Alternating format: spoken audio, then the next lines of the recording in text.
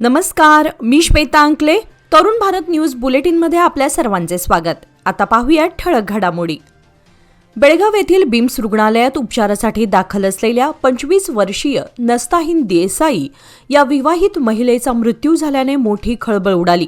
तिच्या नातेवाईकांनी पतीच्या कुटुंबाकडून 4 वर्षांपासून सातत्याने मानसिक आणि शारीरिक छळ होत असल्याचा आरोप केला आहे.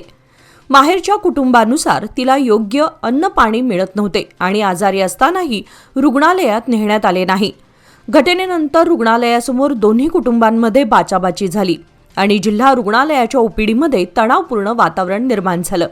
ही घटना एपीएमसी पोलीस ठाण्याच्या हद्दीत घडली असून पोलिसांनी पुढील तपास सुरू केला आहे. खानापूर शहरातील रस्त्याचे विकास काम मूळ आराखड्यानुसार सुरू राहावे अशी मागणी नागरिकांनी केली होती, ज्यासाठी माजी नगरसेवक दिनकर मरगाळे यांनी आमरण उपोषण केल्यानंतर तहसीलदार धोंडापा कोबार यांनी सर्वेक्षण करून अतिक्रमित जागा मोकळी करण्याचे आदेश दिले आहेत. त्यानुसार खानापूर नगरपंचायतीच्या अतिक्रम हटाव पथकाद्वारे धडक मोहीम हाती घेण्यात आली असून गेल्या 2 दिवसांपासून विविध ठिकाणी कारवाई सुरू आहे.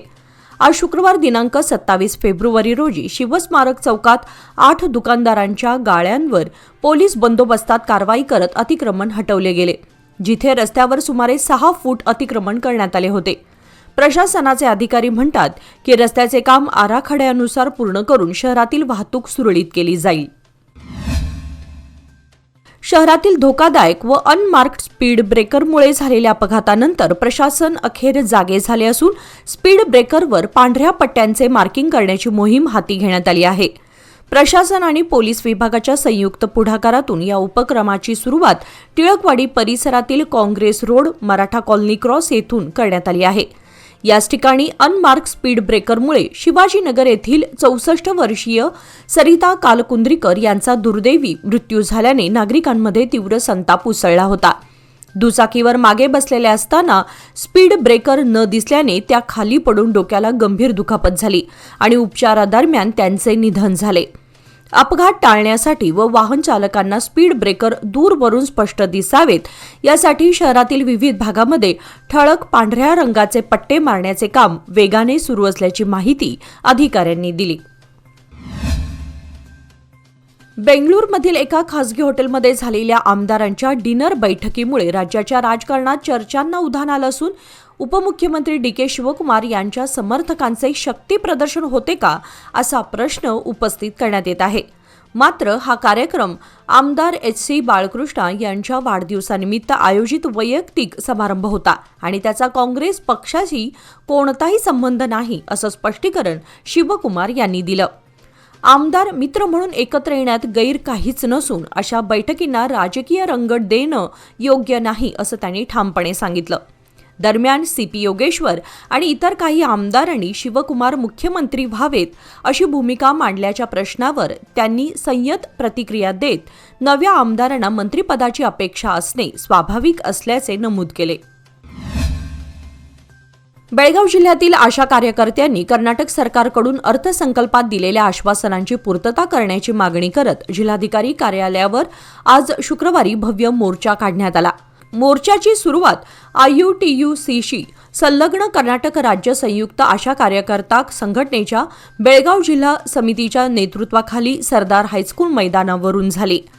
बेळगाव शहर आणि तालुक्यातील हजारो आशा कार्यकर्त्या गुलाबी साड्या परिधान करून घोषणाबाजी करत मोर्चामध्ये सहभागी झाल्या होत्या. राणी चन्नम्मा सर्कल मार्गे मोर्चा जिल्हाधिकारी कार्यालयात दाखल झाला आणि भर उन्हात ठिय्या देऊन आंदोलन करण्यात आले. जिल्हाधिकारी मोहम्मद रोशन यांनी आंदोलनकर्त्यांची भेट घेऊन त्यांच्या मागण्यांचे निवेदन स्वीकारले व सरकारपर्यंत पोहोचवण्याचे आश्वासन दिले गेले. गेल्या 2 दिवसांपासून सुरू असलेल्या मुसळधार पावसामुळे शिरसी हावेरी राष्ट्रीय महामार्गाची अवस्था अत्यंत बिकट झाली आहे. रस्ते विकासाची कामे सुरू असताना पावसामुळे रस्ता चिखलमय झाला असून अनेक ठिकाणी खड्डे आणि निसरड परिस्थिती निर्माण झाली आहे. त्यामुळे बससह इतर वाहनांना प्रवास करणं कठीण झालं असून वाहतुकीत मोठा विलंब आणि अपघाताची भीती निर्माण झाली आहे. जड वाहने आणि सार्वजनिक वाहतूक सेवांसह स्थानिक नागरिक, प्रवासी आणि व्यापाऱ्यांना मोठ्या अडचणींचा सामना करावा लागतोय. संबंधित अधिकाऱ्यांनी तातडीने लक्ष घालून रस्त्याची तात्काळ आणि कायमस्वरूपी दुरुस्ती करावी अशी नागरिकांची मागणी आहे. बेळगाव येथील एपीएमसी भाजी मार्केट आणि किसान खाजगी मार्केटमधील व्यापाऱ्यांमध्ये सुरू असलेल्या वादावर तोडगा काढण्यासाठी लवकरच बेंगळूर येथे बैठक आयोजित केली जाणार असल्याची माहिती सार्वजनिक बांधकाम व जिल्हा पालकमंत्री सतीश जारकीहोळी यांनी दिली. जिल्हाधिकारी कार्यालयात झालेल्या बैठकीत ते बोलत होते. बेळगाव एपीएमसी भाजी मार्केटला देशभरात चांगली ओळख असून ती टिकवण्याची जबाबदारी बाजार समिती आणि व्यापाऱ्यांची आहे, असे त्यांनी स्पष्ट केले. या प्रश्नावर कृषी बाजार मंत्री शिवानंद पाटील यांच्या समवेत सविस्तर चर्चा करून मार्ग काढण्यात येईल. तसेच खासगी मार्केटमधून एपीएमसीमध्ये स्थलांतरित झालेल्या व्यापाऱ्यांना रिक्त गाळे वाटप करण्याच्या सूचना देण्यात आल्या आहेत. गरिबांचा आर्थिक स्तर उंचावून त्यांचे जीवनमान सुधारण्याच्या उद्देशाने रोटरी इंटरनॅशनल आणि स्थानिक रोटरी क्लबच्या वतीने पात्र लाभार्थींना गोदान करण्याचा उपक्रम बेळगाव परिसरात लवकरच सुरू करण्यात येणार असल्याची माहिती संस्थेचे संचालक रोटेरियन के.पी. नागेश यांनी दिली. शहरातील नर्तकी स्वरूप चित्रपटगृहाच्या कार्यालयात आयोजित पत्रकार परिषदेत ते बोलत होते. दुग्ध व्यवसायाच्या माध्यमातून गरजू कुटुंबांना स्वावलंबी करण्यासाठी योग्य लाभार्थ्यांची निवड करून त्यांना गायी दान केल्या जाणार असून मारवाडी आणि जैन समाजाचे या उपक्रमाला सहकार्य लाभत असल्याचे त्यांनी सांगितले.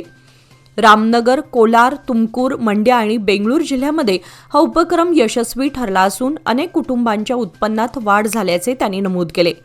यावेळी नर्तकी स्वरूप चित्रपटगृहाचे मालक व रोटरीचे माजी प्रांतपाल रोटेरियन अविनाश पोद्दार यांनी स्वागत केले.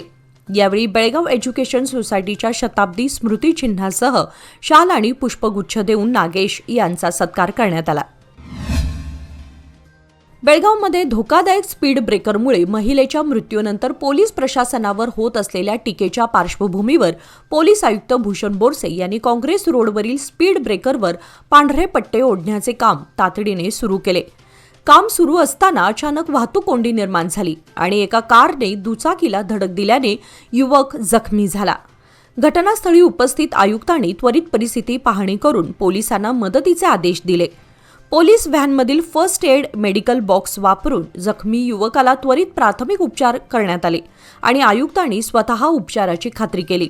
त्यानंतर युवकाला पुढील वैद्यकीय तपासणीसाठी रुग्णालयात पाठवण्यात आले आणि आयुक्तांच्या कार्यतत्परतेबरोबरच माणुसकीचे नाते जपल्याचे शहरात कौतुक होत आहे. कणकुंबी व परिसरातील गावांमध्ये सोमवार दिनांक 2 मार्चपासून 8 दिवसीय शिमगोत्सवाला उत्साहात प्रारंभ होत असून 9 मार्चपर्यंत विविध धार्मिक, पारंपरिक आणि सांस्कृतिक कार्यक्रमांचे आयोजन करण्यात आले आहे. पहिल्या दिवशी होळीचे गाऱ्हाणे, देवी पालखीचे आगमन व होळी आणण्याची पारंपरिक मिरवणूक होणार असून पुढील दिवसामध्ये होळी उभारणी, चोरविधी, सत्यनारायण महापूजा, रणमाले, घोडेमोडणी आदी पारंपरिक कार्यक्रम रंगणार आहेत. उत्सवात शालेय विद्यार्थ्यांचे सांस्कृतिक सादरीकरण, महिला मंडळाचे कार्यक्रम तसेच विविध नाट्यप्रयोग आणि कॉमेडी नाटकांचे आयोजन करण्यात आले आहे. रंगपंचमी दिनी माऊली देवी पालखीची विविध देवस्थानांना भेट, न्हावाण, ओटी भरणे आणि होळींचा पारंपरिक विवाह सोहळा यासारखे धार्मिक विधी पार पडणार आहेत. T20 क्रिकेट आहे ना, मला जाम आवडतं, पण माझे पैसे इन्व्हेस्ट करताना मात्र मी गेल नाही तर गावस्करच बनतो. FD मध्ये नेहमी इन्व्हेस्ट करतो, कारण FD आहे तर स्टेडी आहे. लोकमान्य FD सोबत मिळवा best interest rate. Lokmanya FD आहे तर स्टेडी आहे. बेळगाव शहरातल्या कॉलेज रोड हॉस्पिटलमध्ये संजीवनी फाउंडेशनच्या वतीने पारंपरिक हळदी कुंकू कार्यक्रमाचे आयोजन नुकतेच करण्यात आले होते. कार्यक्रमात मानसोपचार तज्ज्ञ जयलक्ष्मी देसाई यांनी रुग्णांची काळजी घेताना स्वतःची काळजी घेण्याचे महत्त्व मार्गदर्शनाद्वारे समजावले. त्यांनी महिला कर्मचाऱ्यांना स्वकाळजी, काम आणि वैयक्तिक आरोग्य यामधील संतुलन राखण्याचे उपाय तसेच व्यावसायिक जबाबदाऱ्या पार पाडताना आरोग्याकडे लक्ष देण्याचे मार्ग सांगितले. प्रमुख पाहुण्या डॉक्टर रेश्मा कामटे आणि इतर तज्ज्ञ उपस्थित होते, ज्यांनी संजीवनी फाउंडेशनच्या सेवाभावी कार्याचे कौतुक केले. कार्यक्रमाचा समारोप पारंपरिक हळदी कुंकू समारंभ, भेटवस्तू वितरण आणि मनोरंजक खेळांसह उत्साहपूर्ण वातावरणात करण्यात आला. कार्यक्रमास प्रमुख पाहुणे म्हणून doctor Swapna Mahajan, doctor Suchitra Latkar, doctor Jyoti गिणीमुगी तसेच CRH हॉस्पिटलच्या प्रशासक डॉक्टर रेणुका पाटील यांच्यासह डॉक्टर सविता देगिनाळ याही उपस्थित होत्या. भावकीतील जमिनीच्या वादातून 6 वर्षीय मुलाचा विळ्याने वार करून खून करणाऱ्या आरोपीला प्रधान जिल्हा व सत्र न्यायालयाने जन्मठेप आणि 75,000 रुपयांचा दंड ठोठावला. इराप्पा उर्फ भद्द बसाप्पा संकण्णवर राहणार हारुगोप्पा तालुका सौंदत्ती असं दोषीचं नाव असून न्यायाधीश मंजुनाथ नायक यांनी हा निकाल सुनावला. 2021 मध्ये सिद्धार्थ उर्फ मारुती वीरेश संकण्णवर वय 6 हा घरासमोरील अंगणात खेळत असताना आरोपीने त्याच्यावर 5 ते 6 वेळा विळ्याने वार करून त्याचा जागीच खून केला होता. या घटनेनंतर सिद्धार्थच्या आईने धाव घेतली असता आरोपीने फिर्यादीची मुलगी अंकिता हिच्यावरही जीवघेणा हल्ला करण्याचा प्रयत्न केला होता. त्यामुळे मुरगोड पोलीस ठाण्यात खुनाचा गुन्हा दाखल करण्यात आला. तपासानंतर दोषारोपपत्र सादर करण्यात आले आणि सरकारी वकील ॲडव्होकेट नारायण आरी यांच्या युक्तिवादानंतर न्यायालयाने आरोपीला दोषी ठरवत कठोर शिक्षा सुनावली. बेळगावमधील KLS श्री वसंतराव पोद्दार पॉलिटेक्निकच्या संगणक विज्ञान व अभियांत्रिकी विभागाने राष्ट्रीय स्तरावरील तांत्रिक महोत्सव डेव एक्सेल 2026 आयोजित केला. उद्घाटन सोहळा वेदांगी पाटणेकर यांच्या इनोव्हेशन सॉंगने सुरू झाला. यानंतर अनुराधा देसाई यांनी स्वागत केले आणि दीपप्रज्वलन पार पडले. मुख्याध्यापिका श्रीदेवी मालाज यांनी उद्घाटन भाषण दिले आणि सर्व स्पर्धकांना शुभेच्छा दिल्या, तर नंदिनी CV यांनी धन्यवाद भाषण केले. देशभरातून आलेल्या 50 संघांनी कोड कॉन्व्हेंट आणि गेम व्हर्टेक्स मध्ये आपले कौशल्य सिद्ध केले. संध्याकाळी पुरस्कार वितरण सोहळ्यामध्ये थीटा डायनॅमिक्स प्रायव्हेट लिमिटेड बेळगावचे CEO व डायरेक्टर गजेंद्र देशपांडे उपस्थित होते. प्रसंगी प्राचार्य, विभागीय अधिकारी व आयोजक मंडळाने सर्व सहभागी विद्यार्थ्यांचे कौतुक केले. चिकोडी तालुक्यातील शेंडूर गावामध्ये पिण्याच्या पाण्याची समस्या अत्यंत गंभीर बनली असून काही भागामध्ये 15 दिवसांपासून तर काही ठिकाणी महिनाभर नळाला पाणी आलेलं नाही. डोंगराळ आणि उंच भागामध्ये वसलेल्या या गावात सध्या केवळ एकच शासकीय कूपनलिका सुरू असून इतर बंद अवस्थेत आहेत, तर बहुग्राम पाणी पुरवठा योजनेचं पाणीही अनियमितपणे मिळत आहे. वाढत्या उन्हाळ्याच्या तीव्रतेमुळे पाण्याची पातळी झपाट्याने घटत असून बाष्पीभवनामुळे उपलब्ध साठाही कमी होत चाललाय. पिण्याचं व जनावरांसाठीचं पाणी आणण्यासाठी ग्रामस्थांना ऐतिहासिक तळ्यावर अवलंबून राहावं लागत असून महिला, विद्यार्थी आणि वृद्ध नागरिकांना मोठी कसरत करावी लागतीये. शेंडूरसाठी कायमस्वरूपी पाणीपुरवठा योजना राबवून तळ्याचं पुनरुज्जीवन करण्यासाठी प्रशासनानं तातडीने पावले उचलावीत अशी ग्रामस्थांची मागणी आहे. कोगनोळे आणि आसपासच्या भागामध्ये गेल्या काही दिवसांपासून तापमान सातत्याने वाढत असून गुरुवारी कमाल तापमान 31 अंश सेल्सिअसला पोहोचले.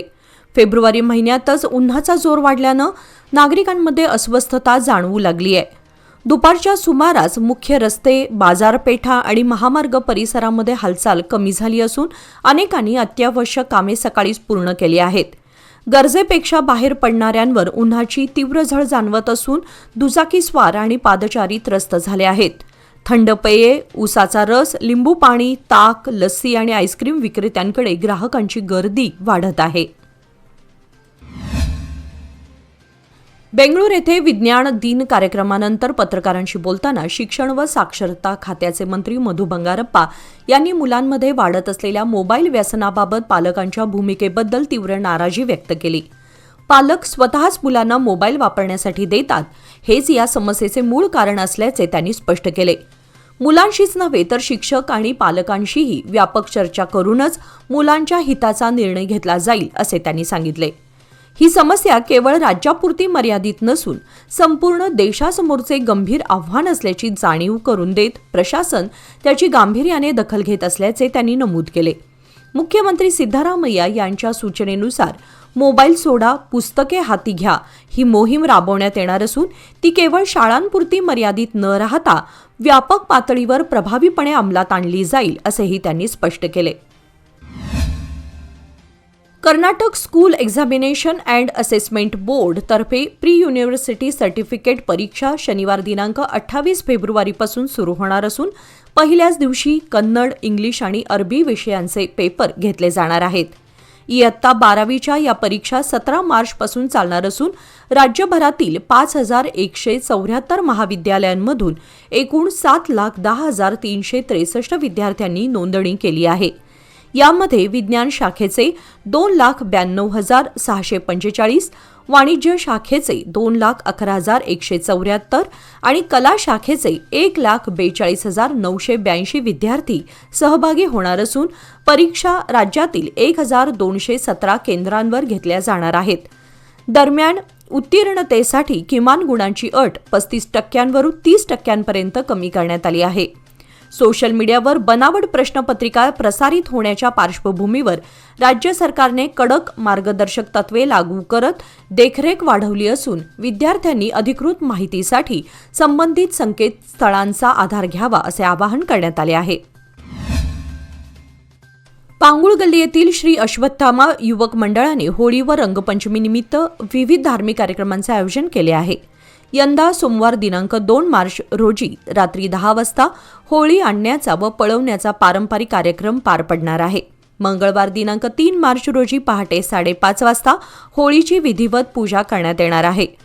यंदा चंद्रग्रहण असल्यामुळे इतर कार्यक्रमांच्या वेळामध्ये बदल करण्यात आला असून लोटांगणाचा कार्यक्रम सायंकाळी 5 वाजता गणपती मंदिरापासून सुरू होईल आणि पूजा ग्रहणानंतर श्रीफळ वाढवण्याचा कार्यक्रम पार पडेल. पंच कमिटी व कार्यकारी मंडळाच्या वतीने सर्व भक्त व नागरिकांनी कार्यक्रमाची नोंद घेऊन मोठ्या संख्येने उपस्थित राहण्याचे आवाहन केले आहे.